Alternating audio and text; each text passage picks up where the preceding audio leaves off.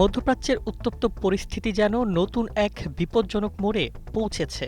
বিশ্বের অন্যতম গুরুত্বপূর্ণ জ্বালানি করিডোর হরমুজ প্রণালী বন্ধ ঘোষণা করেছে ইরান।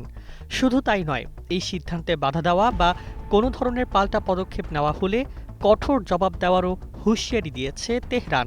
ফলে শুধু উপসাগরীয় অঞ্চল নয়, বিশ্ব অর্থনীতি, জ্বালানি বাজার এবং আন্তর্জাতিক বাণিজ্য নিয়েও নতুন করে উদ্বেগ তৈরি হয়েছে।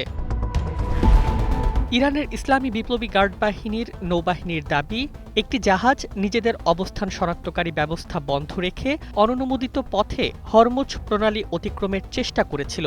সতর্কবার্তা অমান্য করায় জাহাজটিতে হামলা চালিয়ে সেটিকে থামিয়ে দেওয়া হয়।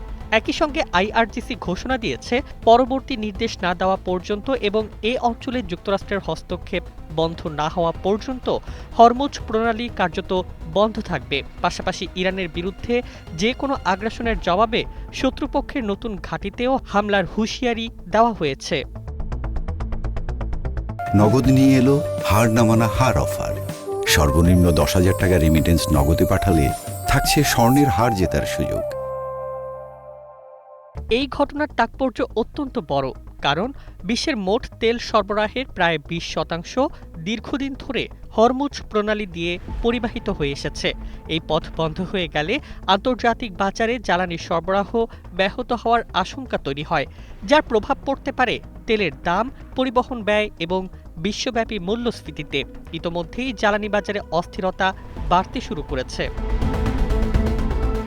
তবে যুদ্ধের উত্তাপের মধ্যেও কূটনৈতিক তৎপরতা থেমে নেই। মার্কিন প্রেসিডেন্ট ডোনাল্ড ট্রাম্প জানিয়েছেন, সংঘাত চললেও যুক্তরাষ্ট্র ও ইরান আলোচনা চালিয়ে যেতে নীতিগতভাবে সম্মত হয়েছে। রয়টার্সের তথ্য অনুযায়ী ইরান, যুক্তরাষ্ট্র, কাতার ও পাকিস্তান সম্ভাব্য আলোচনার বিষয়ে একমত হয়েছে এবং ওমান মধ্যস্থতার চেষ্টা চালিয়ে যাচ্ছে। ইরানের পররাষ্ট্রমন্ত্রী আব্বাস আরাগচিও ওমানে দেশটির পররাষ্ট্রমন্ত্রীর সঙ্গে বৈঠকে হরমুজ প্রণালীতে নিরাপদ নৌ চলাচল নিশ্চিত করার বিষয়টি নিয়ে আলোচনা করেছেন।